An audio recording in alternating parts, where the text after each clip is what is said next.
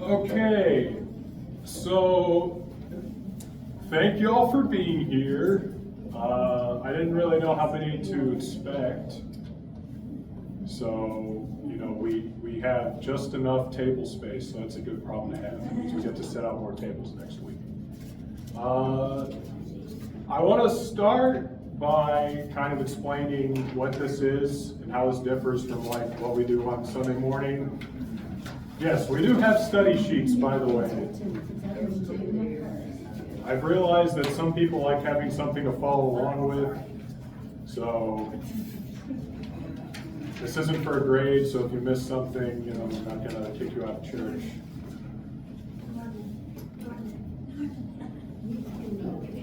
We also have pins. We're getting organized. This is what I like about Wednesdays. It's organized chaos. We're like herding cats.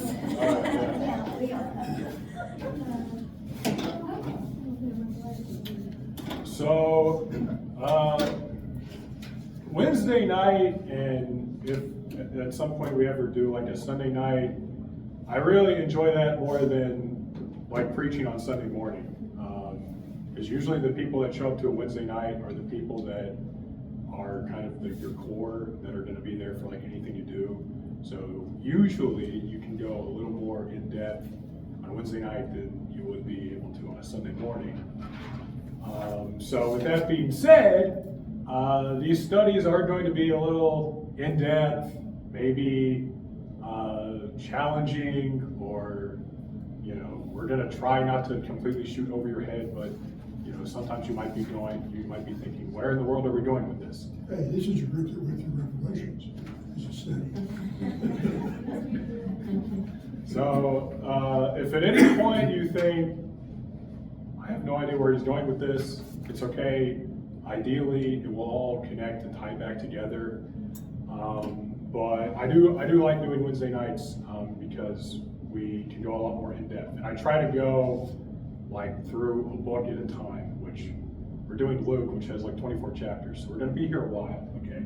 I did, when I was in Talala, Oklahoma, near Claremore, near Tulsa, I did all of the minor prophets, so the 12 minor prophets, and I didn't necessarily intend to start a study through them, but a lot of them are pretty short.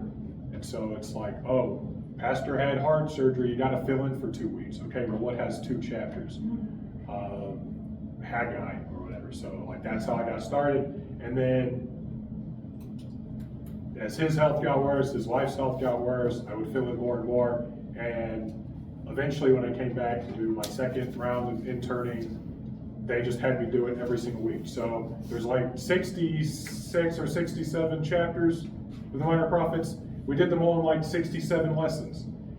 I'm here to tell you we're not going to be averaging a chapter per week in Luke. And I can tell you why. It's because Luke is almost entirely narrative. And in some ways, that might make things go a little bit quicker, because when you read through prophecy, you're like, so that's what it says. What the heck does it mean, right?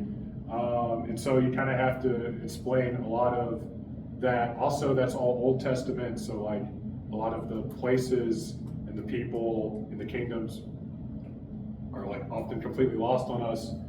Here, we at least have a background knowledge, hopefully, of where these places are, who these people are. We probably heard most of these stories before in Sunday school or Sunday morning or something. But because of the nature of narrative, right, like one chapter might have like 3 or 4 different stories. And if you really break all those down, it's hard to do that in, roughly an hour.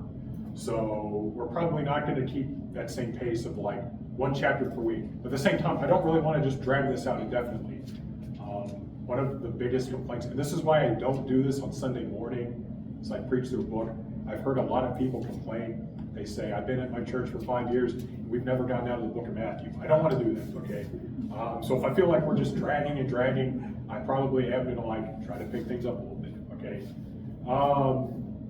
I also want to explain something real quick. I try to run this through different groups that I teach, but there's really like 3 different levels of doctrine or like teaching, okay?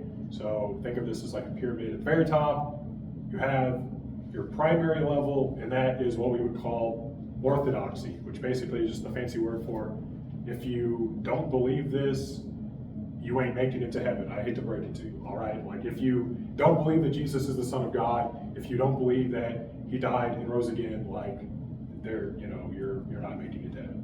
Under that is your secondary tier, and that is basically why do we have all these different denominations, right? This is somewhere along the line in history, somebody thought that these were big enough deals that we had to go create our own separate churches. So like Baptist, baptism by immersion, right? That's not to say that we're like the only group that practices that, but that was one of the founding principles when it kind of broke off from other churches. So that would kind of separate us from like Presbyterians or something that would baptize by sprinkling. Then at the very bottom level is your third, your tertiary level, and that is even within the same church, people can disagree about stuff, right? As the joke goes, you get 100 Baptists in a room, you ask them their opinion on something, you're going to get 100 different opinions, right? And this is the stuff that hopefully we can all agree to disagree upon. So, don't think that just because I say something at some point in one of these lessons that like you have to buy bait, hook, line, and sinker, whatever, into every single thing that I say. I have been in cases where people just straight up were like, yeah, I don't really know where you're going with this, I don't really buy into that, but that's cool. And we shook hands and walked away as friends, so don't feel like you have to completely agree with like every single thing that I say. Finally, before we actually get into what's on your paper, is other than the fact that I'm an incredibly self-conceited person, I am recording these because I got in the habit of recording these when I was in Talala, and I did all these studies because they were already recording their Wednesday nights when I got there, and they wanted me to keep doing that, and I would post them online. And I found that if somebody missed a week, they would actually usually, because again, this is our core, these are, y'all are the good guys, they would usually go and watch that when it was posted online and catch up before the next week. So I want to make these available to you. I do have, this church doesn't have a YouTube page. I have my own YouTube page that I got in the habit of doing because, as Ransom and Marlene know, and whoever, Mike was on the committee that called me, one of the first things that they asked for is, hey, we want copies of your sermons, copies of your Wednesday nights, and it was easy for me to just throw those up on the YouTube page. So if you literally just go on YouTube and type in Parker Smith sermons, there's a picture of me from like 3 years ago. That's my profile. It has all of my sermons. I'm not always the best on like uploading them on time, so I might be like a week or two behind. They will get uploaded, so if you miss one, I want to make that available to you, all right? So because a lot of the events that will be introduced in one chapter might get brought back up like 5 chapters later, and so you have to really pay attention to these things. Now then, with all of that out of the way, let us actually read the whopping 4 verses we're going to get through. Again, I told you we're not going to be averaging a chapter per week on this. But I always joke, I say my favorite part of any book is the background information, because that's what seems to take the longest. But it's always important whenever you study a book of the Bible to know who wrote it, when was it written, where was it written, who was it written to, all that stuff. So Luke chapter 1. I subscribe to you. Oh, awesome. All right. Give me the money later.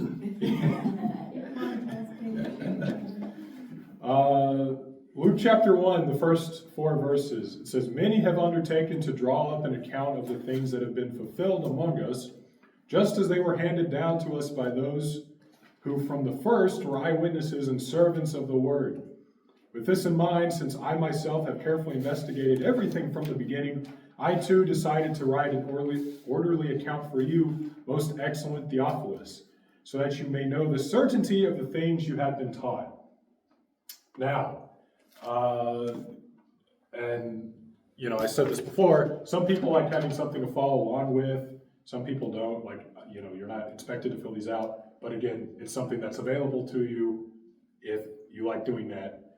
But the way that these usually work is I will have like several paragraphs worth of information for like every one of these numbers, and I might draw out like the one or two sentences that are like really the most important. So What translation are you, is your Bible that you're reading? I'm using the NIV.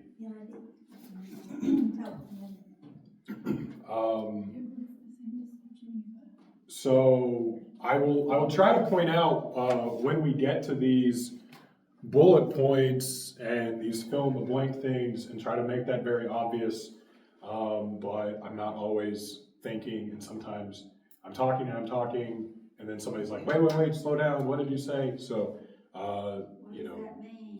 what does that mean? So yeah, definitely, I mean, if I miss something, just don't be shy, just shout out and say, hey, you missed something. So first question we want to ask is, how do we know who wrote Luke? Or I guess really the first question is, who wrote the book of Luke? Luke, okay. So how do we know that Luke actually wrote the book of Luke? It says Luke at the top of your page, probably, but obviously that was added much later. So Luke and its companion book of Acts are actually anonymous, right? There is no author that signed their name to it. You read the book of, you read the letters of Paul, and he'll say, Paul, an apostle of Christ, to the church of Galatia, or whatever, right? You don't have Luke, an apostle of Christ, to Theophilus, right? It's actually anonymous. So the question then is sort of twofold. First, why has the name Luke been attached to this book? And why is it stuck for nearly 2,000 years? And the second question is, what evidence is there actually for and against Luke writing this? So this is one of your blanks. This should be your first blank. What information that we do have from the preface of Luke is that whoever wrote the book was clearly not one of the 12 disciples of Jesus during his ministry on earth. And we know this because the author separates himself from what has been, as he says, undertaken before, and what has been handed down, and is basically separating himself in order to present his own version of events of the gospel. Your second blank, we can assume that whoever wrote the book was a Gentile. All right, I actually, in my undergrad, I took an entire class on the book of Luke. It was just 15 weeks of the book of Luke, and then you got to write like a 20-page paper on it. It was great. And when we were doing our background information for Luke, my professor actually kind of controversially, that's how you know there's no real problems in a Bible college, when the question of who wrote the book of Luke is a controversy, I guess. But sort of controversially, against the grain, argued that Luke actually was Jewish and not a Gentile. I don't know that you can make a great argument that he was Jewish. Primarily, we assume that he's Gentile from what comes beyond these 4 verses, right? The other, 24 chapters of Luke. The words that are used and even the words that are not used point to the fact that he's Jewish, right? So some really big words that if you're Jewish, you'd understand what they are, he doesn't use those. And then other times he sort of goes out of his way to explain what Jewish words are, which if he was Jewish, and more specifically if he was writing to Jewish people, he wouldn't really need to do that. So the words that he uses, the events that he describes, and also the events that he doesn't describe. There's a lot of what is called like Jewish infighting, basically. All of these questions over like Jewish purity laws and stuff like that you find in like Mark or even Matthew. Luke doesn't include those. So either he doesn't include them because he's not Jewish himself and he doesn't really understand it all, or because he's not primarily writing to Jewish people. Question. Right. Another clue that I see is that who he's writing Theophilus. Yeah. to, which is it's not a Jewish name. Well, it was used by both Jews and Gentiles Was it? in that time. Who was Theophilus, do you know? The only other reference we have to him is, well, I don't even know if he's mentioned in Acts, actually. I might. Sounds like a Greek name. Well, you have to remember, I mean, in the first century, all the Jews were adopting Greek culture. So he is brought up in Acts. So the only other reference we have is Acts, which was also written by Luke. So we don't know. I mean, yeah, I don't know. That's kind of an anticlimactic answer to your question, but we don't really know who Theophilus is. All right. The way that even the Jewish people are described in certain parts of Luke is almost like Luke is sort of separating himself from them, as if, okay, well, these group of people, the Jews did this, and almost as if he's saying, I'm not one of them. That's probably the least persuading argument. Luke is not really interested in describing Jewish events or Jewish discussions, like we said. And when he does describe something that's particularly Jewish, it's usually, again, explaining what this is, what that means, that kind of thing.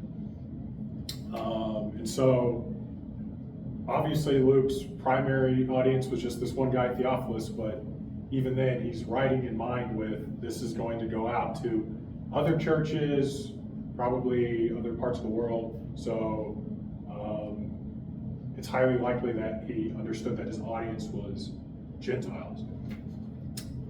The combined authorship of Luke and Acts is pretty much universally agreed upon, that we don't even really need to get into that. I mean, this was written to Theophilus, Acts was written to Theophilus. The themes and the structure between Luke and Acts all parallel each other. They all flow right one into another. It makes it confusing because we have Luke and then John and then Acts, but Acts is actually the sequel to Luke, so I kind of wish that they wouldn't have done that along the line.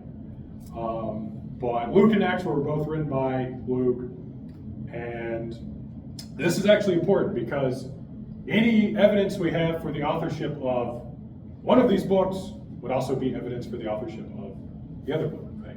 So if we can go to the book of Acts and prove that Acts was written by a dude named Luke, it would only make sense if Luke was also written by the same guy that Luke wrote Luke.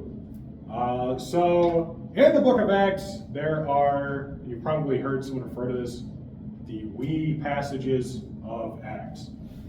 And what that means is, for most of Acts, it's sort of,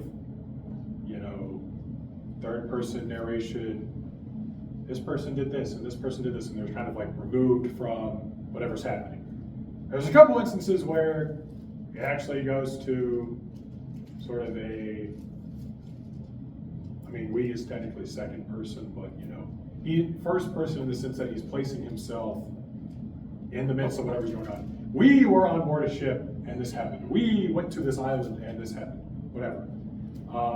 And you don't really get that until you get to Paul, right? So a lot of times we associate Acts with Paul, but before Paul you had, Stephen and Peter and all these other guys. And so, but you don't really get these we verses until Paul.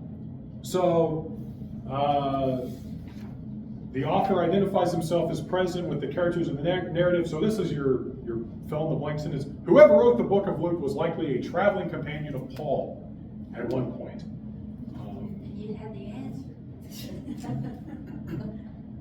So, and this is, assuming that the we passages are not just a literary device. There are people that argue that the purpose of the we passages is to, in the same way that you can write a story and tell it from the third person or tell it from the first person, but it doesn't necessarily mean that you were there, that's what Luke was going for when he wrote Acts. There's not great arguments for that. So we're just going to assume that Luke really was there, and he really was with Paul, and if he was really there with Paul in Acts, then he wrote Acts, and he also wrote the third gospel. So, still on number one. The question then is, which traveling companion of Paul is the author of Luke and Acts, right? And I mean, we know it's Luke, but in other words, where do we find this Luke in the Bible, right? In other words, if you're in the 2nd century AD, and you're trying to figure out who wrote this, and okay, well, it has to be a guy that rode around with Paul on all of his journeys. How do we get from that to Luke, right? Because there's a lot of people that rode around with Paul, right? I have a quote from a commentary. It says, if the author of Acts was Paul's companion, he was likely one of those that Paul listed in his letters, right? So it'd be highly unlikely that if this guy's running around with Paul for several years, that Paul wouldn't at some point bring him up in one of his letters. Because Paul brought up a lot of people, right? I preached, well, never mind, that's a different thought. Yeah, I mean, you can read especially the closings of the different letters. And it says, greetings from this person, greetings from that person, greetings from whoever. Some of these people we might know, right? Like we've all heard of Timothy, we've all heard of, whatever, Tychicus or whatever, but then it gets into some people who are like, I've never heard of this name outside of this one book. So how they go about doing this, and continuing this quote, he was likely one of those people listed in Paul's letters, especially during the we periods in Acts. So eliminating the companions that are mentioned by the author of Acts, you're only left with a handful of people, and among these is Luke. So in other words, right, if I'm riding around with Ransom doing missionary work for 3 years, and my time with Ransom is sort of in the middle of this larger book about missionary work. Everything up until I'm with Ransom is just, he did this, he did this, he did this. When I'm with Ransom, it's we did this, we did this, we did this, and then everything after is just he did this, he did this. Right? If I'm referring to, if I'm with Ransom and I'm referring to other people, right? So let's say that Retta was with us as well, and I say, oh, well, we were on a plane to Africa, Ransom, Retta, and I. It would be very weird to argue that Retta is writing that book, because then Retta would be referring to herself in the third person, which would be very weird, right? It's the same way with whoever wrote Acts, right?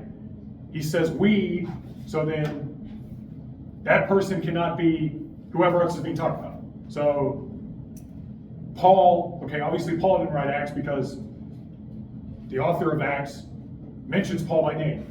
It can't be Silas, it can't be Barnabas, whatever, because all those people are mentioned by name. So you're only left with a couple of people that were with Paul, and really the best option that you come with is Luke. So that brings you to point number 2 is, okay, well, who is Luke? Who is Luke the person, right? Do we find mention of him in the New Testament? And this is your first blank. It has been proposed that the author of the book of Luke is the same Dr. Luke from Colossians. So in Colossians 4:14, it says, our dear friend Luke the doctor and Demas send their greetings. So that's how we get from traveling companion of Paul. Luke was a traveling companion of Paul. Luke wrote Acts and also wrote the third gospel. So that's how you make that connection. And this connection comes in part from a study on the medical language and the medical knowledge within the book of Luke.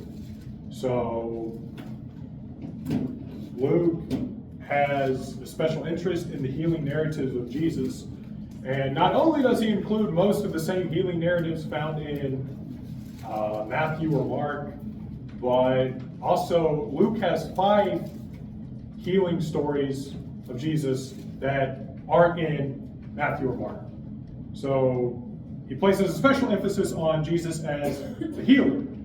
Also, it's been argued, he uses a lot of language and has a lot of understanding of how medicine works and how healing works that you probably wouldn't have if you weren't a doctor. The same has also been claimed that, well, the language he uses and the knowledge he has isn't really all that special, so you can't really say that, well, just because of that he was a doctor. However, the most important evidence that this Dr. Luke from Colossians was a traveling companion of Paul, did write the Gospel of Luke, is actually from early church history. The more important question here is, what evidence really exists to connect the author of the third gospel with an apostolic witness? And by that we mean, right, you had your 12 disciples. When Jesus rose from the dead, the ones he appeared to became apostles. Most of these went on to start churches, write portions of the New Testament, that kind of thing, right? We no longer have apostles because Jesus is not physically appearing to people in his resurrected body right now. And even if somebody claims that they were, right, we don't really have a need for apostles like the first century church did. But it was very important that you connect a book of the Old Testament to an apostle. Either an apostle had to write the book, or whoever wrote the book had to in some way be connected to an apostle. Because you didn't just want Joe Schmo writing, well, Jesus actually was, an Egyptian woman, and he didn't die on a cross, he drowned in the Nile, right? Like, you want from the, from good authority is who you want writing these books. So this is your blank, and I swear we're going to tie all this together. In one sense, who the author of the book is should not matter to us, and we should view it as authoritative on the basis that it is part of the New Testament canon. And that is C-A-N-O-N, not C-A-N-N-O-N. That's the thing that you like shoot big balls out of and blow people's legs off with. But basically, right, you say, what is a canon? Okay, well, the books that we have in our Bible are our canon, right? We have 66 books. We do not have more. We do not have less. That is our canon, right? Some denominations actually do have more books, and so they have a slightly larger canon. But most Protestant churches have 66 books as their canon. And for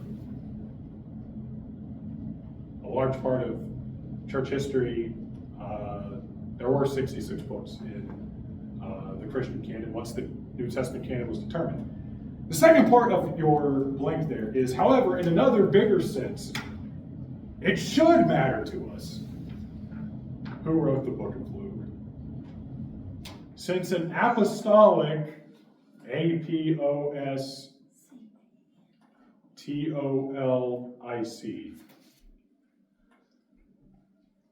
since an apostolic connection was part of that basis that determined what the canon was.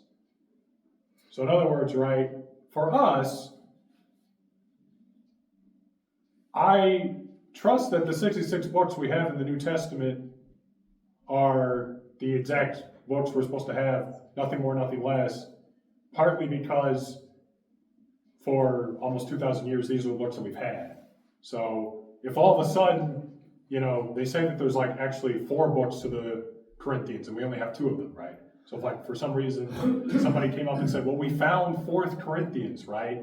Should we put it in the back of our Bible? The answer is no, right? Because, you think 2,000 years we've had the New Testament. If God wanted 4th Corinthians in our New Testament somewhere in the last 2,000 years, he probably would have put it in there, right? So I believe in the providence of God enough to trust our canon. However, if you're part of this group of early Christians where you have a whole bunch of books, right? You got Matthew, Mark, Luke, John, and you got First Peter, or not First Peter. You have the Gospel of Peter over here, right? At some point, you have to decide, why is the Gospel of Peter not going to make it in, and why is the Gospel of Luke going to make it in? Even though Peter was an apostle. Peter was a disciple of Jesus, and Luke was not, right? There's a criteria for how we determine which books actually made it into the New Testament, right? Because there were a lot of people who were faking stuff, even back then, right? They said, oh, this is the Gospel of Thomas, and you'd take one look at it and you'd figure out, okay, well, 1, it wasn't written by Thomas at all. 2, it wasn't written until like way, way, way after Jesus rose from the dead and ascended back to heaven. And 3, it's saying all this crazy stuff about Jesus that no other gospel was saying. But that's why this is really important, because every book in the New Testament was either written by an apostle, a witness to the resurrected Christ, or a companion to an apostle, like the book of Mark, right? Mark was not one of Jesus' disciples. He wasn't even really an apostle. He was a companion to Peter, right? Luke, as we just said, is a companion to Paul. So it's either written by an apostle, a companion of an apostle, or a relative of Jesus, right? James and Jude were written by, we'll say brother, but could be argued also cousin of Jesus, but that's for another day. A relative of Jesus. So somebody that had to actually know Jesus personally, or personally know people involved with the building of the first church. So for those Christians that were living way back when, trying to decide, well, which books are really authoritative, which books aren't really authoritative. Again, you had some books that claimed to be written by apostles, right? There's a Gospel of Peter out there. You can read part of it online, okay? I wouldn't recommend it because it's not really Bible, like this is Bible. It's not really inspired by the Holy Spirit, but you can read it if you want, right? Didn't make the cut, even though it had Peter's name slapped on it. Luke is written by not only somebody who didn't claim to be an apostle. In the book itself, they don't even claim to be related to an apostle, right? Like, you would think that Luke would at least add somewhere in his prologue, hey, I may not have seen the resurrected Jesus myself, but I was traveling with Paul for a couple of years and he saw the resurrected Jesus and he got, commissioned by Jesus to go share the gospel. But he doesn't do that.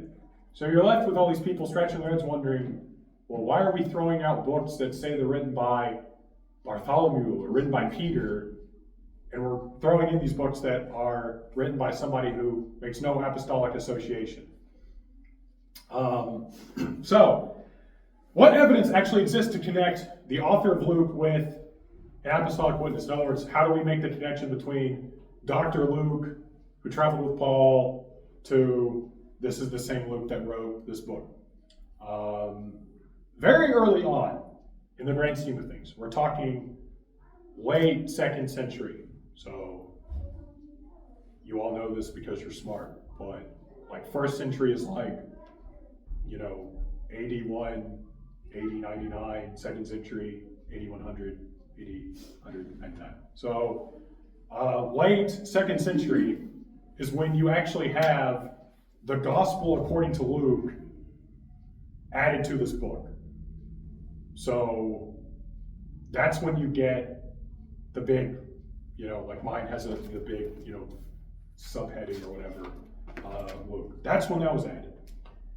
Not too much longer in the 2nd century AD, you actually had the phrase, the gospel according to Luke.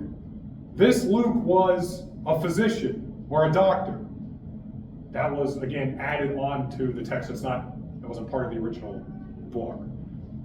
So the point is, and this is your fill in the blank, even the early church clearly thought that not only did a Luke write the 3rd gospel, but the Luke from Colossians, who traveled with Paul, wrote the 3rd gospel. So your blank then is early church.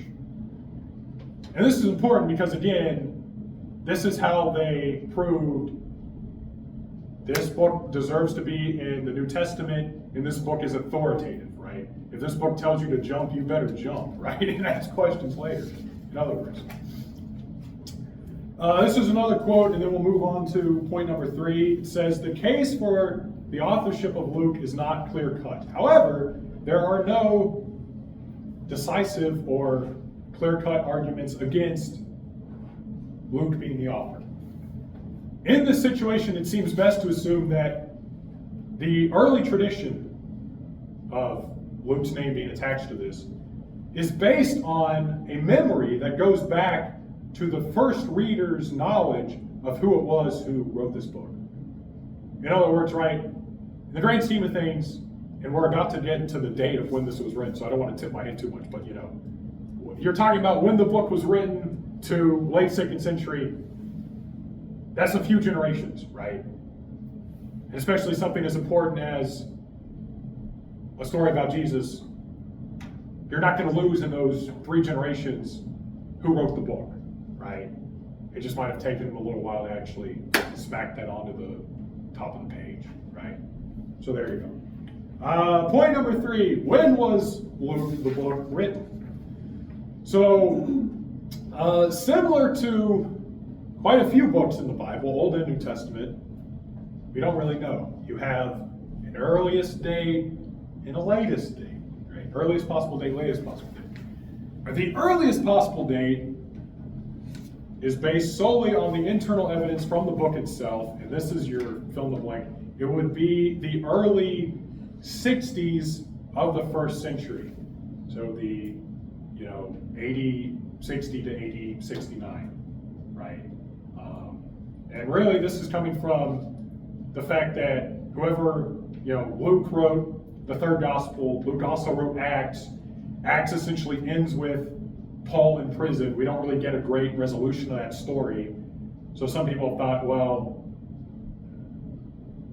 Acts and Luke must have been written between when Paul was in prison and when Paul was actually killed.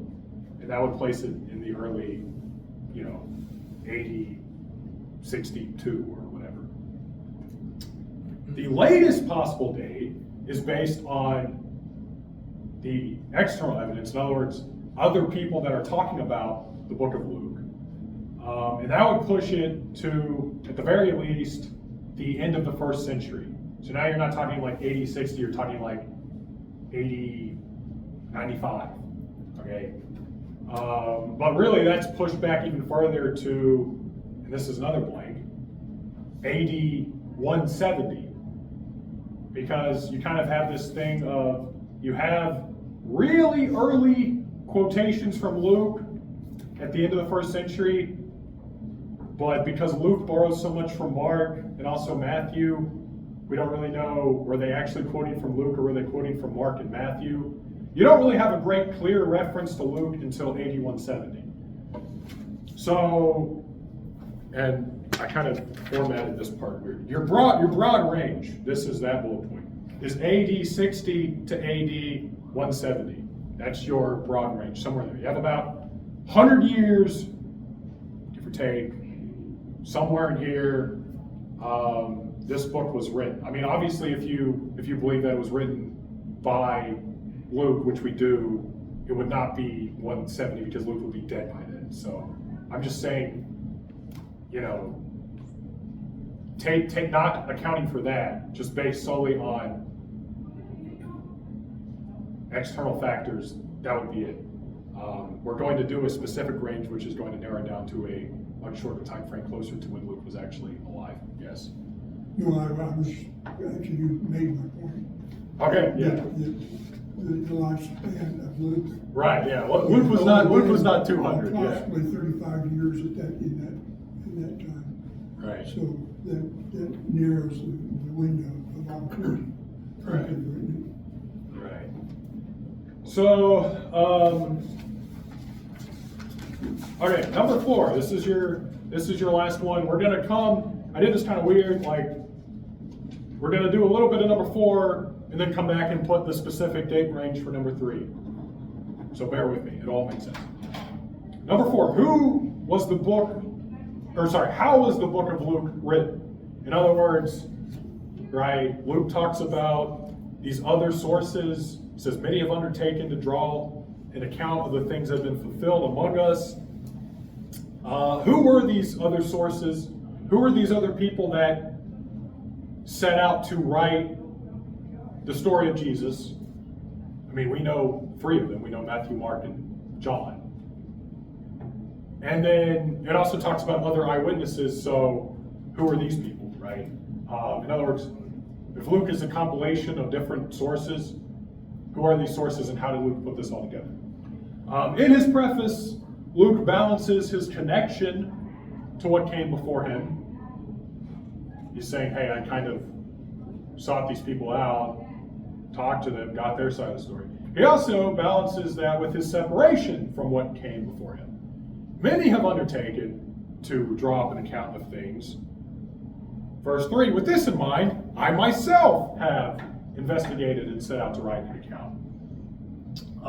So this is your first blank there for number 4. One of the more obvious sources for Luke appears to be the Gospel of Mark. You can draw out, I think they actually sell, like, I forget what they're called, but it's, you know, because a lot of the stories appear in more than one gospel. Some of them appear in all 4. So it's, timeline, goodness gracious, of Jesus' life, right? So all the different stories, they're in order. And, you know, if it only appears in one, it will only give you that one version. If it appears in all 4, it will give you all 4 versions, one right after the other, side by side. And if you do that, especially with Mark and Luke, not only does the order of events match up pretty good, but also the specific details that are added. You know, if Luke says Jesus walked on the road and the rock was red, 9 times out of 10, even though it's a random detail, Luke's going to add that detail. Hey, the rock was red on the road that Jesus walked on, right? They just match up in that way. Now, without getting into the dating of Mark, we will just give a general date. And this is your second part of that blank. The general date for the book of Mark as after AD 60, or AD 65, sorry, after AD 65. So Mark was a traveling companion of Peter. Peter generally thought to have been crucified in AD 65, so at some point after that, it's thought that's when Mark wrote his gospel. So if you can see where I'm going with this, if Mark came first, Luke based a lot of his gospel off of Mark, obviously Luke has to come after Mark, so that pushes us a little bit further back. Luke actually mentions here, again, many who have undertaken to draw up an account of Jesus' life. So you don't have just one person drew up an account of Jesus' life, right? It's not just Mark, right? Luke likely was not written immediately after Mark's gospel, because there's a whole bunch of different people who've drawn up accounts, right? Even ones that we might not even have access to, right? You ever think about, I mean, I don't want to get sidetracked, but you ever think about, like, you know, you're going to make me look stupid. There's like 27 books in the New Testament. Is that how it splits up? Sure, we'll go with that. Like 27 books in the New Testament, whatever. And, you know, we talked about there were a lot that were written that weren't inspired by the Holy Spirit. And they don't deserve to be in our New Testament. But do you ever think that there were probably other letters from church to church, maybe other accounts of the life of Jesus that were inspired by the Holy Spirit, that they served their purpose for that time and place, and God said, well, that went out to this church, they read it, it served its purpose, you don't need it anymore, and we don't have it, right? Kind of like the books of the Apocrypha. Right. It's I would argue that those weren't really inspired, but that's sort of a different Kind of similar thing, but tinfoil hat Bible history. right. Right. I actually gave it away today. I had a Geneva translation that was written before King James translated it, and because it had kind of Greek kind of letters, and I just don't want to translate all those Greek letters mixed up with English letters. But I gave it to the Assembly of God pastor, and I'll study it today. But I'm going to get another one Yeah. that I can actually read. Yeah. So, Get a Bible you can understand, definitely. Can Yeah. you talk, obviously there's quite a bit of letter writing going on in the Spirit Temple. But the general population at that time was not literate. Right. And in fact, as the Greek philosophers complained that people were learning to read, because once you learn to read, you couldn't memorize stuff. You know, so, well, they had to go to the library to read these scrolls. well, 'Cause that's, too, when you sit at the feet of a teacher and what he says, I memorize what he said. yeah. So I can go out and tell you what he said. But I read, so I can't remember what he said. You know, I can't memorize it. So there was fewer writings than perhaps we think there may have been. Right. Right. It's not, yeah, don't think that every single person who ever briefly encountered Jesus went on to write a book about it, right? Or even a letter to Uncle Henry. Right, yeah. Okay, almost done. I'll wrap this up. Again, Luke talks about these other people who've written accounts of Jesus' life. So, he doesn't just draw from Mark's gospel. He's drawing from other people, other accounts, maybe even accounts that we don't have. So, we said our earliest possible date was early 60s. Then we pushed that back to at least post AD 65 because that was when Mark was written. Now we're going to push it back even more because we want to say, well, it wasn't like Mark came out in spring and then stay tuned for the fall because that's when Luke is coming out, right? It was probably a while after that.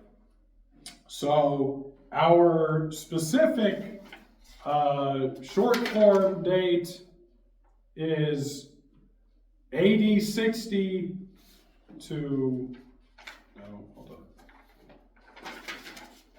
Sorry, I'm looking at the wrong thing. Specific date range, the last bullet point of number 3. Somewhere in the 70s of the 1st century AD. AD 70 to AD 79, right? Somewhere in there is probably what we're looking at. That would be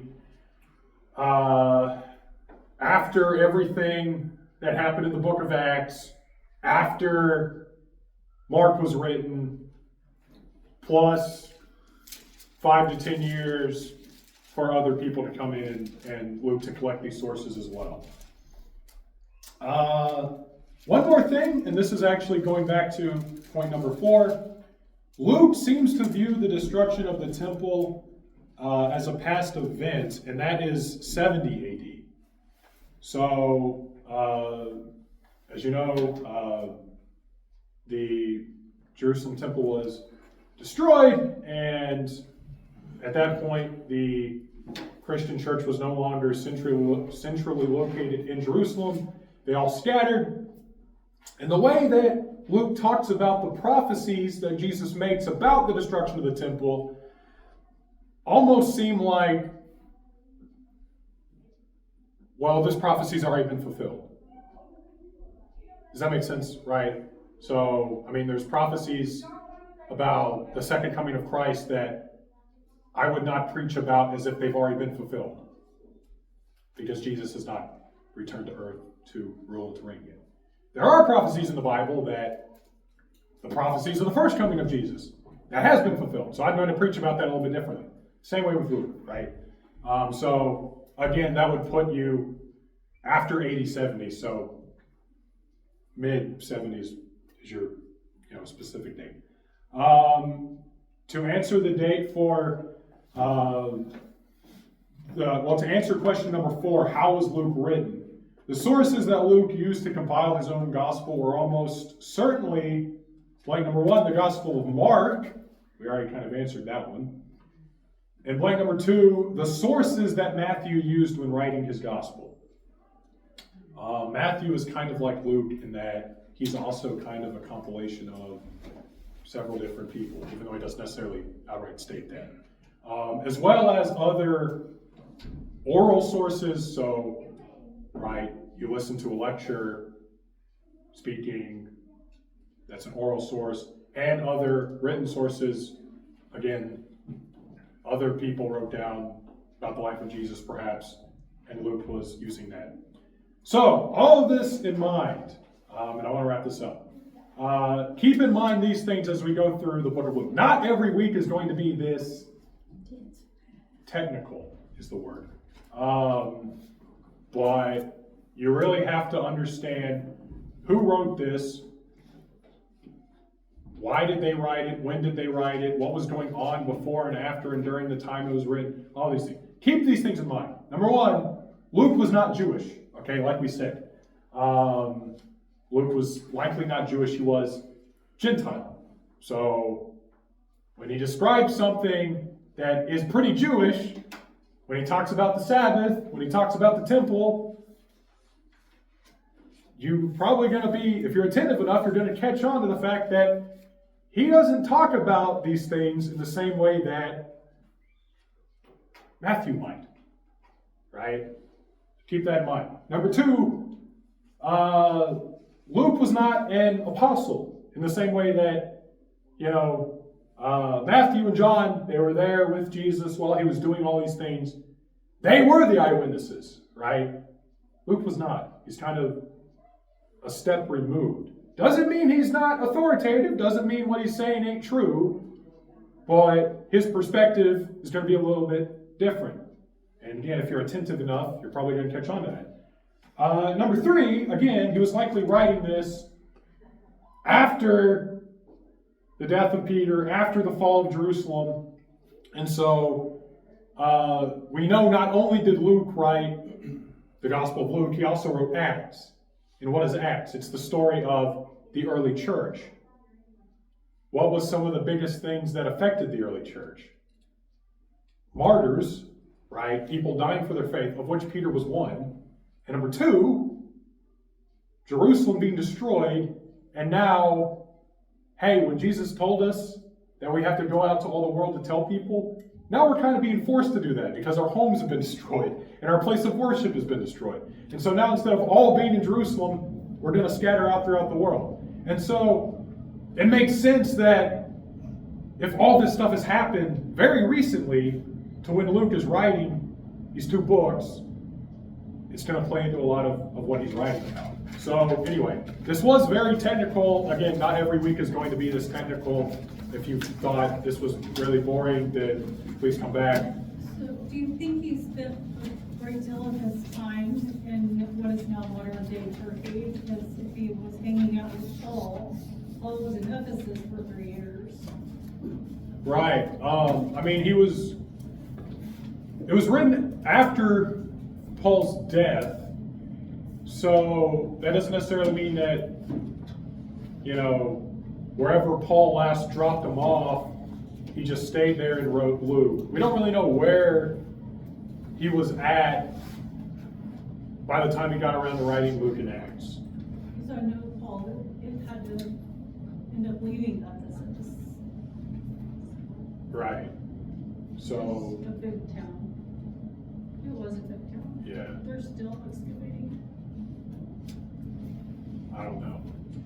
I was there about a month and a half ago. Really? Yeah. That's impressive. They were part of my church. Okay. Next week, we actually get into more than just 4 verses, and we get into actual, the meat, the contents of the book of Luke itself. But hopefully all of that made sense, and you can understand at least why it's important to know that, other than for the sake of just sounding smart on a Jeopardy quiz with, you know, or you know, Trivial Pursuit with your in-laws. I usually do some sort of application question or something tacked on at the end, but because we only read 4 verses, I didn't really do that. Next week, though, less intense, more story, more verses, and you get your, this is what this has to do with me in the 21st century part at the end. Are there any questions, though?